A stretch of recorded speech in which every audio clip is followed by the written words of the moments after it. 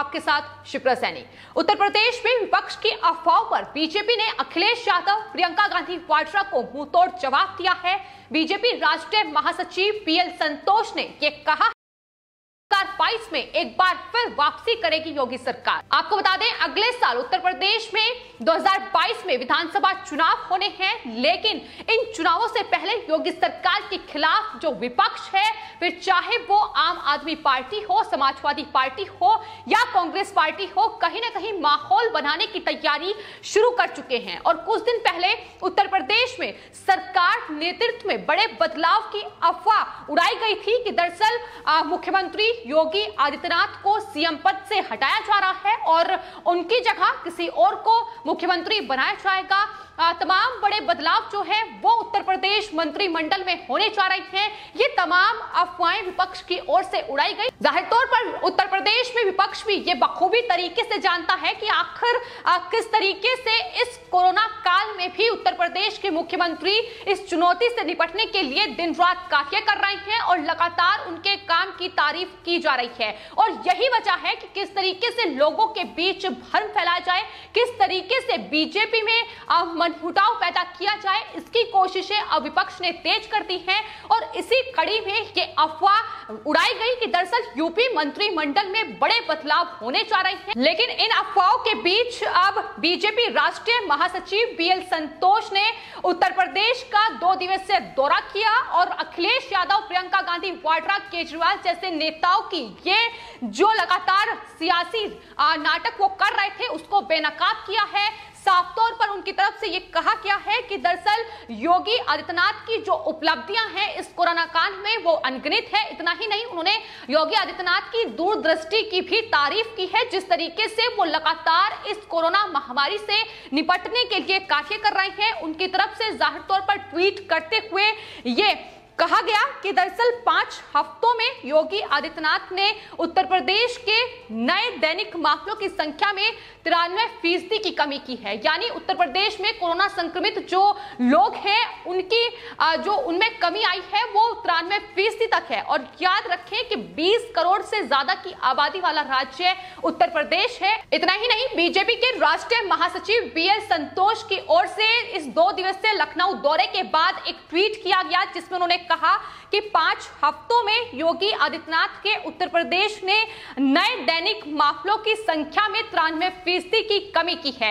यानी कोरोना संक्रमित मामलों में बेहद कमी आई है।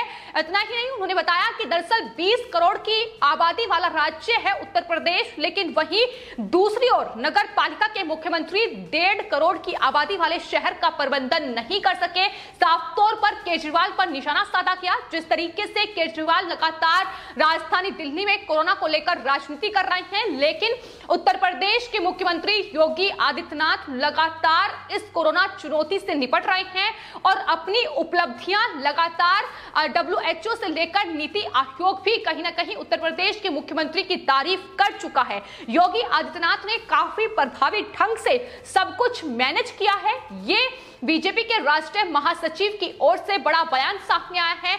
आपको बता दें, ये बयान बेहद मायने रखता है उस वक्त में जब कहीं ना कहीं उत्तर प्रदेश में खासतौर पर बीजेपी को तोड़ने की कोशिश, उसमें मनमुटाव पैदा करने की कोशिश विपक्ष की ओर से हो रही है।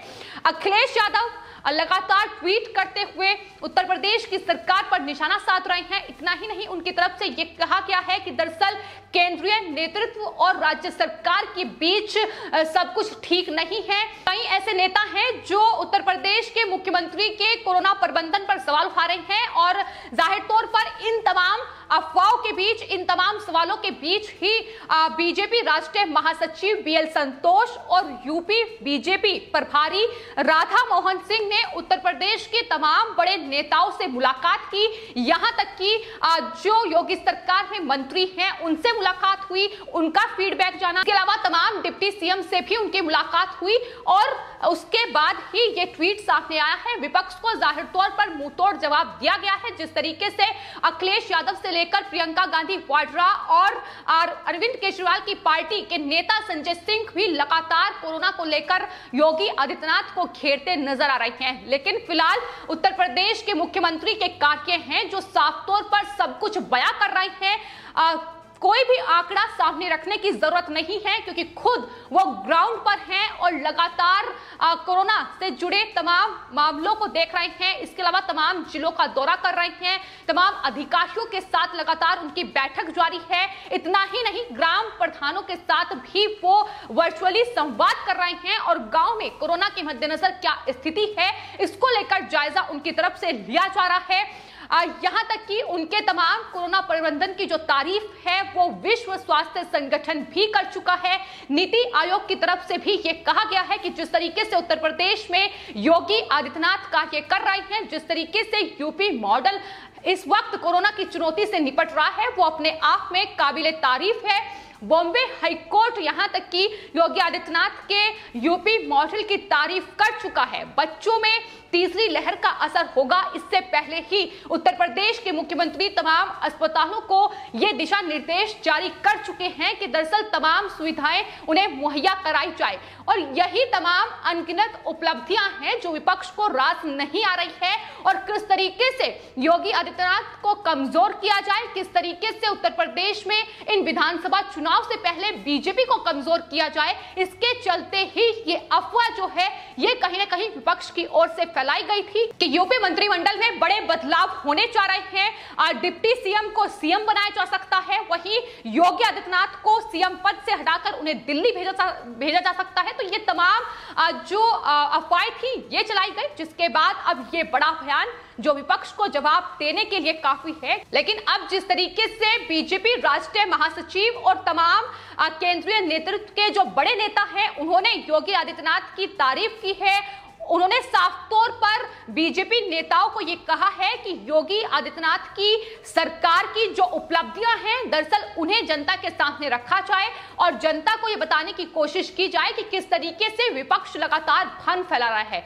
इतना ही नहीं, अखिलेश यादव, प्रियंका गांधी वाड्रा, इनकी तमाम कोशिशें ये भी थी कि दरअसल डिप्टी सीएम केशव प्रसाद मौर्य और उत्तर प्रदेश के मुख्यमंत्री योगी आदित्यनाथ के बीच किस तरीके से मतभेद पैदा किए जाएं ताकि बीजेपी को चुनौती देना आसान हो 2022 में। लेकिन इसको लेकर भी आपको बता दें, उत्तर प्रदेश के डिप्टी सीएम केशव प्रसाद मौर्य का हाल ही में एक बड़ा बयान सामने आया। उन्होंने विपक्ष को करारा जवाब देते हुए ये कहा है कि उत्तर प्रदेश में एक बार फिर योगी आदित्यनाथ सरकार वापसी करेगी और 300 से ज्यादा सीटें एक बार फिर उत्तर प्रदेश में बीजेपी लेकर आएगी। तो लगातार अखिलेश यादव, केजरीवाल जैसे नेताओं की इस ओछी राजनीति को बेनकाब करने का काम बीजेपी के तमाम नेताओं की तरफ से किया जा रहा है। और जाहिर तौर पर जिस तरीके से उपलब्धियां लगातार उत्तर प्रदेश के मुख्यमंत्री हासिल कर रहे हैं, ना सिर्फ कोरोना प्रबंधन को लेकर बल्कि इससे पहले भी जिस तरीके से कानून व्यवस्था को संभाला गया उत्तर प्रदेश में, इसके अलावा माफियाओं पर शिकंजा कसा गया, तमाम गैंगस्टर पर शिकंजा कसते हुए अवैध जो संपत्ति उन्होंने हासिल की थी उस पर लगाम लगाई गई। तो ये तमाम उपलब्धियां हैं जो पिछले 4 सालों में उत्तर प्रदेश में योगी आदित्यनाथ सरकार ने हासिल की है। और तमाम विपक्षी पार्टियां, कांग्रेस पार्टी से लेकर समाजवादी पार्टी, बसपा, तमाम पार्टियां ये जानती हैं कि दरअसल इन उपलब्धियों को चुनौती देना उनके लिए आसान नहीं होगा। ऐसे में सरल रास्ता खोजने की कोशिश की गई है कि दरअसल पार्टी में फूट डाली जाए। लेकिन अब केंद्रीय नेतृत्व और जाहिर तौर पर राज्य सरकार का नेतृत्व ये विपक्ष को जवाब दे चुका है कि पार्टी में फूट डालने की कोशिश ना की जाए। जाहिर तौर पर तमाम उपलब्धियां हैं। खुद उन्होंने इस बात को कहा है कि उत्तर प्रदेश के मुख्यमंत्री लगातार प्रभावी ढंग से उत्तर प्रदेश में कार्य कर रहे हैं, फिर चाहे वो कोरोना की चुनौती को स्वीकार करना हो या फिर जिस तरीके से तमाम माफियाओं पर शिकंजा कसा किया है उन पर एक्शन लेना हो। तो ये तमाम उपलब्धियां हैं जिसको लेकर लगातार देश के जो दूसरी राज्य सरकारें हैं वो भी उत्तर प्रदेश के मुख्यमंत्री की तारीफ कर चुकी हैं। और यहां तक कि देश में न सिर्फ बल्कि विदेशों में भी कोरोना प्रबंधन को लेकर उत्तर प्रदेश के मुख्यमंत्री की तारीफ हो चुकी है। लगातार नई उपलब्धियां उत्तर प्रदेश इस कोरोना महामारी के दौर में भी हासिल कर रहा है। तो उत्तर प्रदेश में योगी आदित्यनाथ के टेस्ट, ट्रीट, स्ट्रेस मॉडल के तहत लगातार जो कोरोना पॉजिटिविटी रेट है वो कम हो रहा है और रिकवरी रेट लगातार बढ़ रहा है। इतना ही नहीं, उत्तर प्रदेश 5 करोड़ कोरोना टेस्ट करने वाला देश का पहला राज्य भी बन गया है। और जिस तरीके से जो कोरोना का पॉजिटिविटी रेट है वो उत्तर प्रदेश में जाहिर तौर पर कम हुआ है, उसको लेकर भी बीजेपी राष्ट्रीय महासचिव बीएल संतोष ने उत्तर प्रदेश के मुख्यमंत्री योगी आदित्यनाथ की तारीफ की है। फिलहाल आपकी इस पूरे मामले पर क्या राय है, हमें कमेंट बॉक्स में जरूर लिखें और चैनल को सब्सक्राइब करें। धन्यवाद।